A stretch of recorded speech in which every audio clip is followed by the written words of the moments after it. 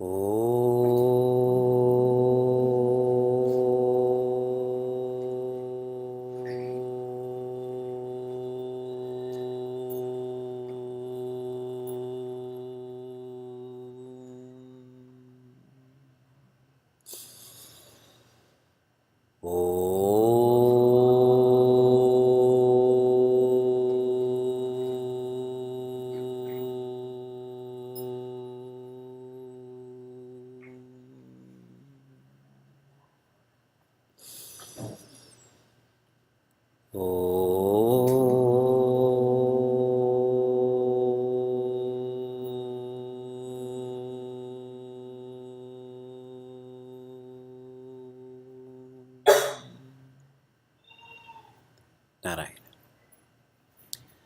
Hari Om and greetings from Niagara Falls. Apana teja samaro ape tino loka hakate kampe. You all know what that means, right? What this means is only Hanumanji can control Hanumanji. This is a chopai from Hanuman Chalisa. Only Hanumanji can control Hanumanji, not Meghanada, not Ravana. Internalizing this, what this shows us is only you can live your life. No one else can control you. Temporarily, they may be able to, but only you can control you. And the next line says, Tino loka hakate kampe. Which means when Hanumanji was in Lanka, when Hanumanji did anything, the lower world, the middle world, the higher world trembled, felt his presence. Internalizing this, instead of thinking of this as lower, middle, higher world, think about time. Past, present, and future.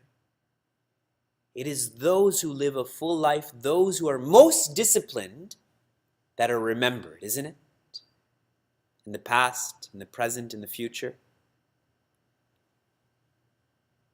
A consistent thought in Ramayana, and we're nearing the completion now, is the need for discipline. Hanumanji is an icon of that. Sri Lakshmana is an icon of that. Sugriva changes from indiscipline to discipline. Ravana is indisciplined and staying there. The more disciplined one is, one evolves to become a shishya, a disciple. The evolution of discipline is obedience. A shishya is never separated from the guru. And the evolution of obedience is surrender. We keep reading about surrender. How did that happen? Obedience. How did that happen? Discipline.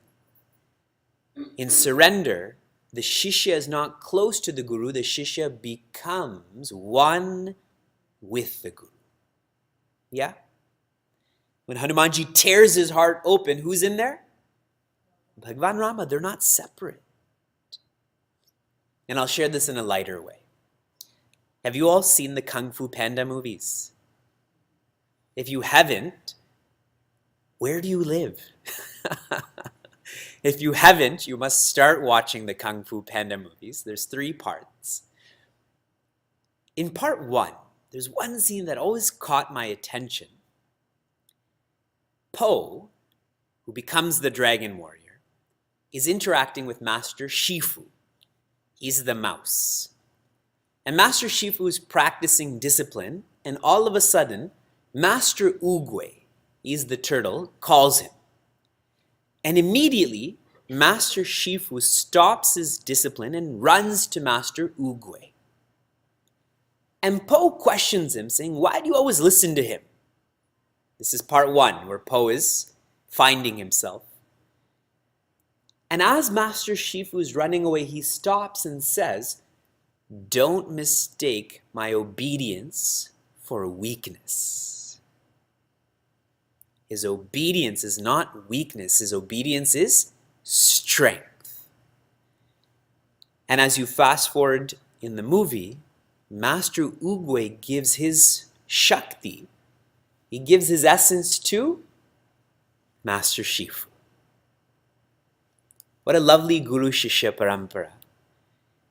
And I particularly like this because a turtle gives it to a mouse and a mouse gives it to a panda. There's no racism. There's no ism there that's separating anyone. That shows we can be part of this too. Some of us look like mice, some of us look like pandas, some of us look like turtles. We can all be part of this. A consistent thought in Hanuman Chalisa, in Ramayana. Last week, we studied an intense dialogue between Angada and Ravana. This is a dialogue that Bollywood serials are waiting for and that can be successful with. Ravana says to Angada, "You are the consumer, you are the eater of your father. Your father died at Bhagwan Rama's hand, and here you are loyal to Bhagwan Rama." Angada says to Ravana, "Which Ravana are you?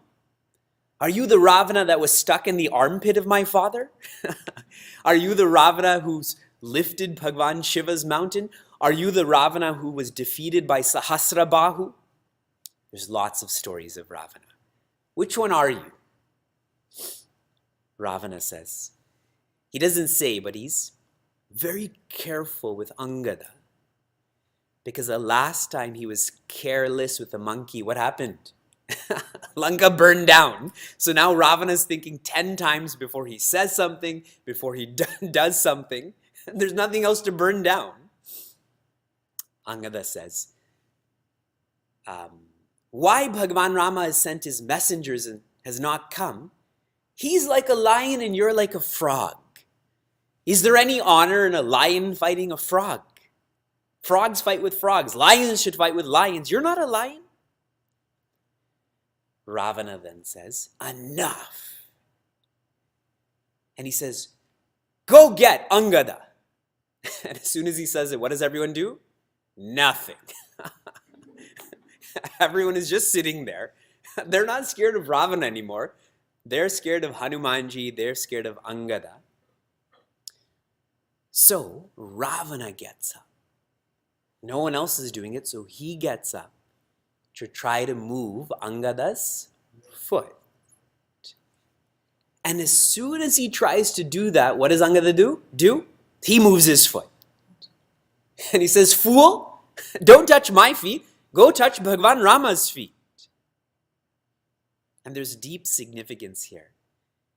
He moves his foot to glorify Bhagwan Rama. He's always directing his actions to Bhagwan Rama. If Ravana touched Angada's feet, if Ravana couldn't move Angada's foot, everyone would say how great Angada is. But he consciously went to the background to glorify Bhagwan Rama. And this shows a total transformation in Angada. If you remember, when they were all looking at Mother Sita and discussing how do we get to Lanka, Angada had said, I can get there, but I can't get back. Yes? We all studied this? Now the same Angada is saying, if you move my foot, Mother Sita can stay here. The transformation that happened is he went from someone who is a believer to someone who is now faithful. Shraddha Bhakti Badao. We keep chanting that. A believer is someone who knows of God. And I'm positive everyone in this course, in this class, knows of God. But someone who's faithful knows God. There's a big difference between knowing of God and knowing God, correct? Lots of people in India, in Bharat, know of Niagara Falls. True? But only when you experience Niagara Falls do you know Niagara Falls. They're different, correct? Okay. So here's where we are. And now what is the name of this chapter? Lanka Kanda, also known as Yuddha Kanda. This week, the Yuddha begins. I am on the 46th section of Chaupais. I am reading the second Chaupai, the second line. And you've all heard this so many times. I'm going to repeat, not for you, for me. Jatu dhana pradosha bala pai daye kari dasisa dehai. As pradosha kicks in, pradosha means dusk. As the sun goes from the sky, who starts to grow in bala? The Rakshasas. And they remember Dasasisa. They remember Ravana and they attack again. So you've heard me say so many times that who grows stronger with darkness? The demons. So anyone who sleeps later than 9 p.m., this is about you. This is your biography. As soon as I said it, all of the students are looking at each other. We wake up at 9 p.m. You're a Rakshasa. So leading up to this, let's discuss what's going on. When Angada leaves, Ravana's depressed. There's so many descriptions of his depression. He's just sitting there. And who's watching him? Mandodari. She is a heroine in Ramayana. She is an icon of patience. We should all be like Mandodari. Mandodari goes to Ravana and says, do you remember when you kidnapped Mother Sita? That Sri Lakshmana took his bow, and with the end of his bow, he created this line that any demon that came into this line would burn up. And you couldn't even get into that line. She says, when Hanumanji, the ambassador of Bhagavan Rama, came to Lanka, and you thought you could burn him, he burned the whole fortress. She says, Angada's a young boy who threatened you. He challenged you to move his leg, and he wouldn't even allow you to touch his feet. Why are you still holding on to this animosity towards Bhagavan Rama? Now we see a great change in Mandodari's approach. The best strategy to teach, especially teaching family, is through love. But when someone doesn't live through love, you have to teach them through discipline or fear. He never listened to her loving advice, so now she's bringing in fear. She goes on saying, Maricha, he warned you. Maricha got hit by an arrow he got hit by a shaft of an arrow, and that took him 800 miles. He went all the way to Mumbai. He landed into the ocean. He warned you. She gives the example of, you were there, you tried to marry Mother Sita, but you couldn't even move Bhagavan Shiva's bow. She gives the example of Jayanta. Indra's son just touched Mother Sita with his beak, and Bhagavan Rama lifted that blade of grass and blinded him. You know about your sister Shurpanakha. She came with no ears, no nose. Haven't you learned anything? Aren't you paying attention? What does Ravana do? Laughs. Ravana laughs at all of this. And Mandodari knows now. Like she's already reconciled that Ravana's a zombie. Last week we studied 14 people who are alive but are dead.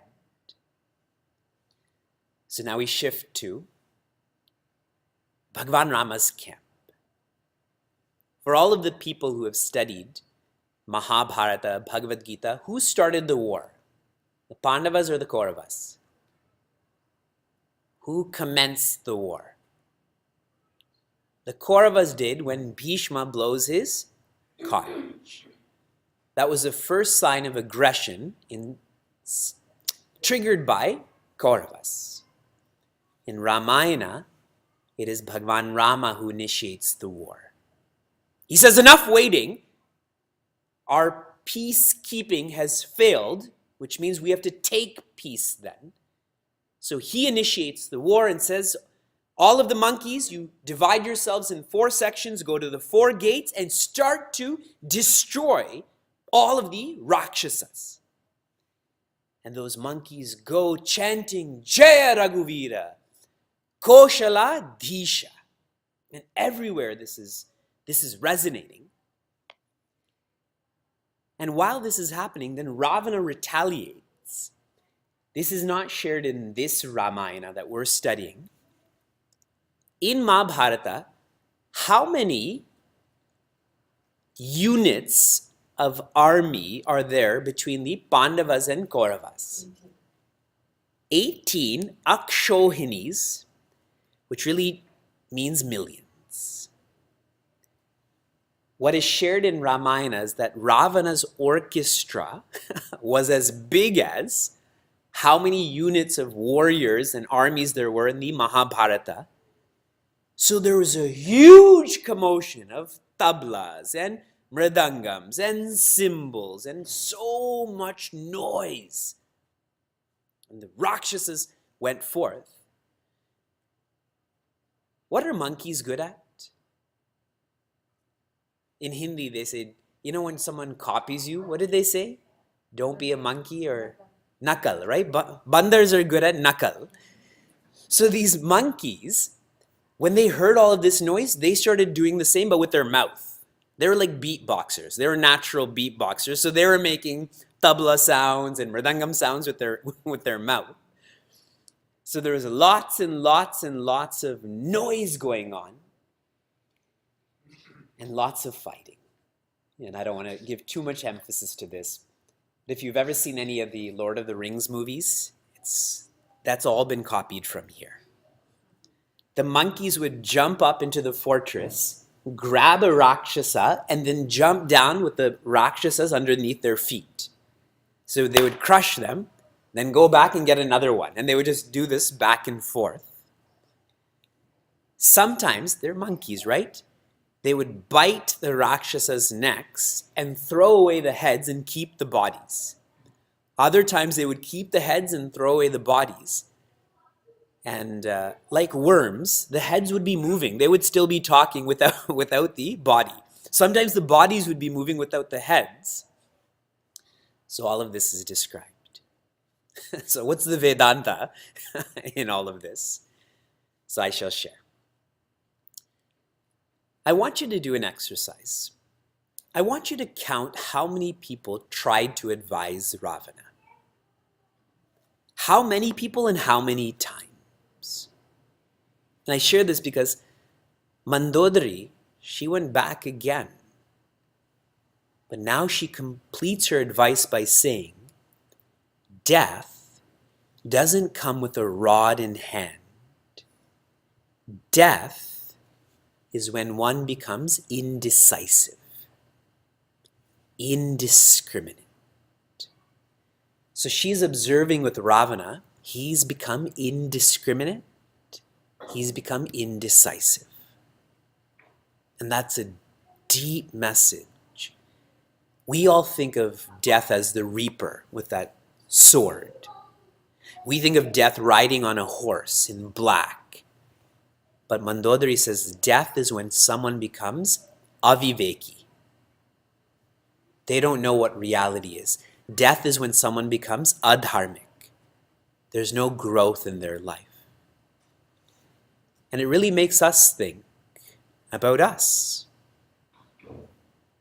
And Swami Tejamayana has constantly shared, only when you know death is near do you start to live fully.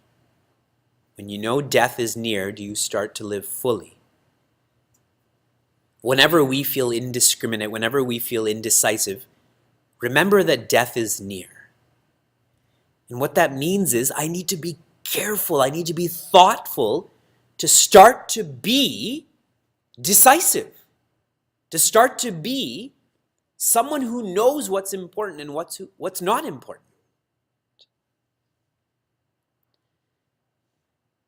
Continuing with the Vedanta, as the monkeys and animals are fighting against the demons, there's a lot of citizens there. And the citizens start to cry out that we've been betrayed by Ravana. That he's been living as the king, but he can't even protect us. They all feel betrayed. And what this shows is that people know selfishness.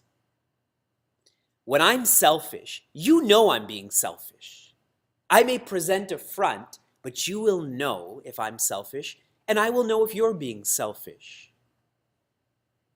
Internalizing this more, why wait for other people to point out our selfishness? Correct?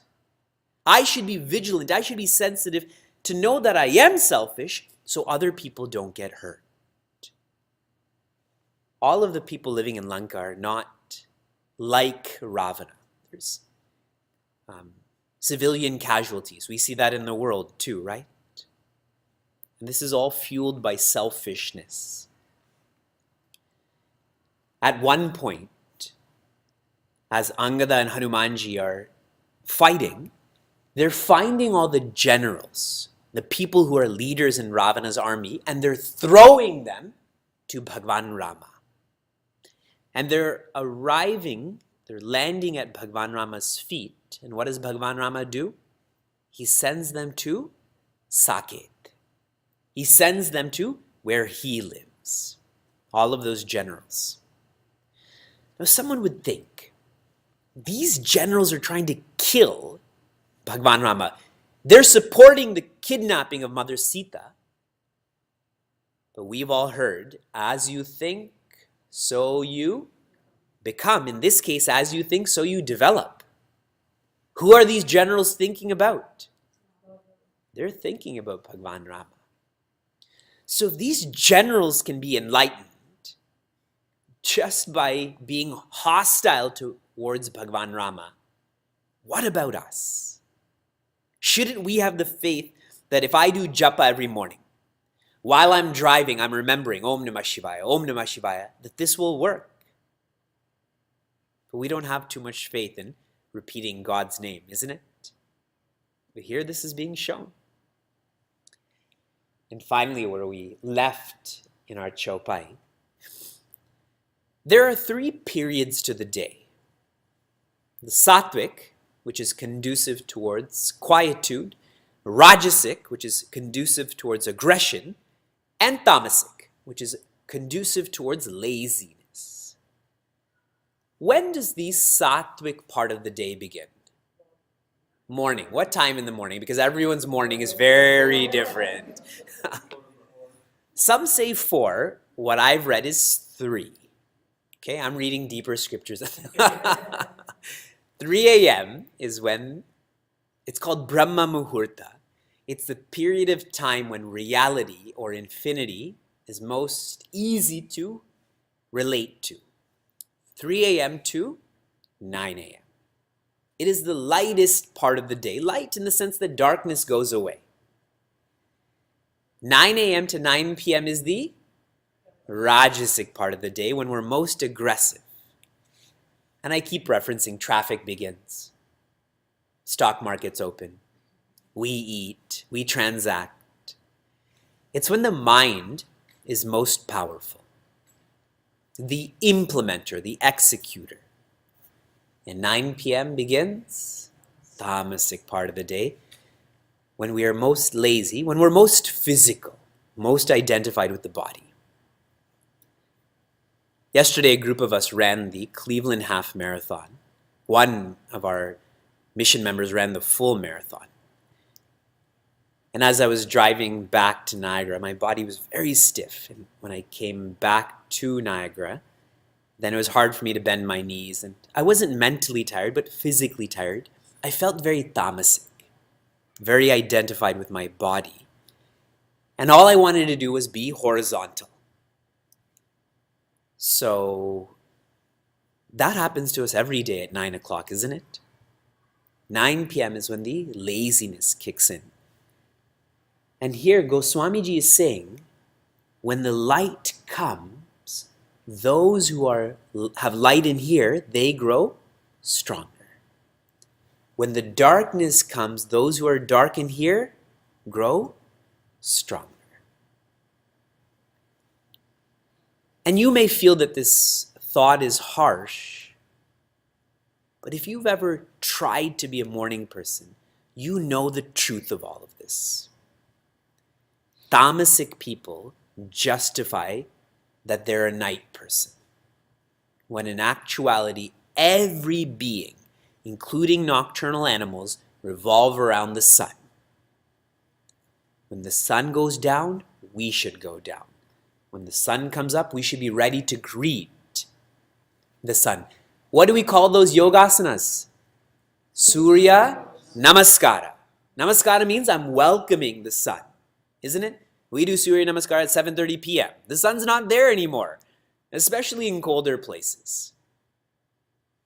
So I wanted to give you another reference that this is all written in our history. Okay, now very briefly, I want to take up one more chopai, and this is, the Yuddha becomes quite negative here and sad, and you know where I'm going with this, so I'll introduce it today. We'll continue next week. I'm on the 55th section of chopais. I'm reading the third chopai, the second line. Pay attention to these words because you have to be there. You have to feel this for this to become reality. Taba laghi lai ayu Hanumana. Hearing this, Hanumanji brings. Who is he bringing? Anuja Dekhi, seeing his younger brother. Rama, Bhagwan Rama sees his younger brother, who is Shri Lakshmana. Prabhu ati dukha mana. Bhagwan Rama feels deeply saddened. Because until then, has he ever seen Sri Lakshmana not standing as a warrior? We've been studying for over 2 years. I can't recall one chopai where Sri Lakshmana has been down. Can you? This is the first time. And we can all relate to this. I think often to Fresh Prince of Bel-Air. Fresh Prince, Will Smith, is so funny in the show, but there's times when his dad visits, correct? Or Carlton takes his speed, or he gets shot, and that sadness is so sad because you never see Will Smith not being funny, not laughing. Now this is 1,000 times more intense. So what happened for this to happen?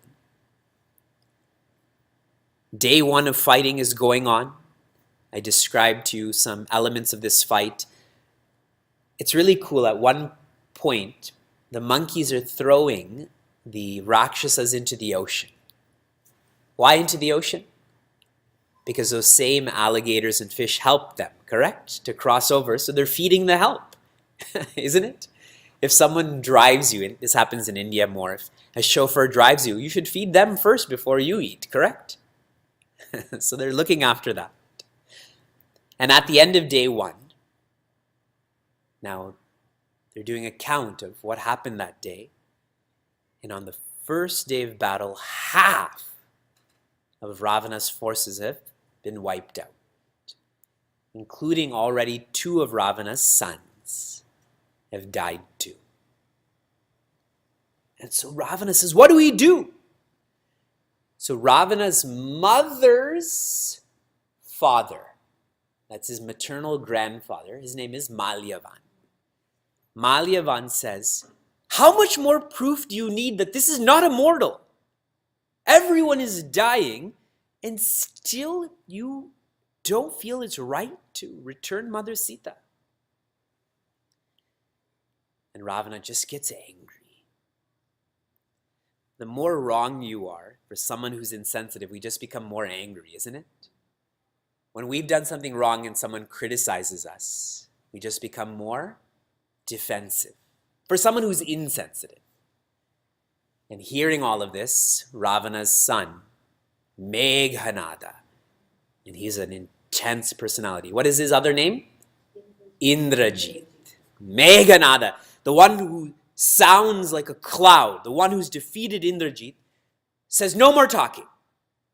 I will go tomorrow to bring the fight to them.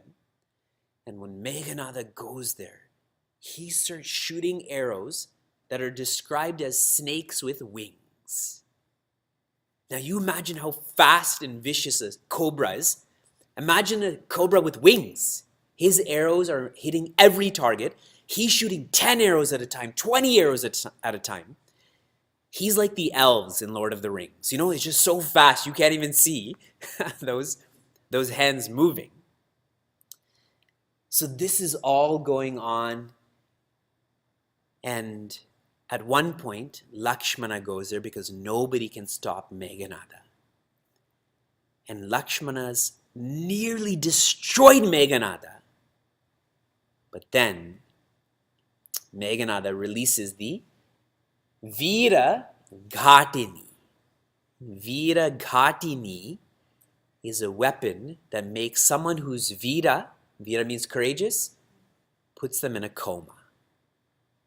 On the way to that being fatal. And Sri Lakshmana is hit with this.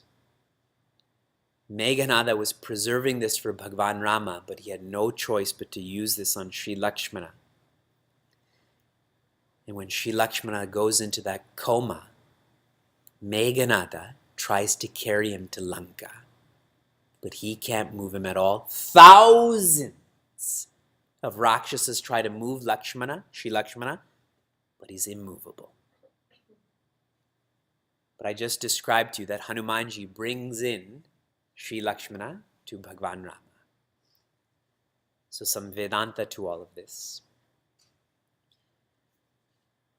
Ravana probably has more of an army than Bhagwan Rama does. Ravana definitely has more weapons than Bhagwan Rama does. But it shows that Shreyas will always defeat Preyas. Shreyas is long-term thinking. Shreyas is peace. Preyas is short-term thinking. Preyas is pleasure. This is shown when they do the tally of day one that half of the Rakshasas have been defeated because they're short-term. They come quickly, they go quickly. If you want a deeper message related to this, in Bhagavad Gita in chapter 18, Bhagwan Rama describes to Sri Lakshmana Rajasic happiness, Rajasic sukha, is easy in the beginning, but hard in the end. And Sattvic sukha is hard in the beginning and easy in the end. Like brushing your teeth at night or flossing. Not brushing your teeth at night or flossing is easy in the beginning, but slowly it becomes costly, correct? You have to have dentures, etc. Whereas brushing your teeth and flossing is hard in the beginning. You just want to sleep. Why floss? My teeth are going to get dirty again. But it saves a lot of money and beauty also.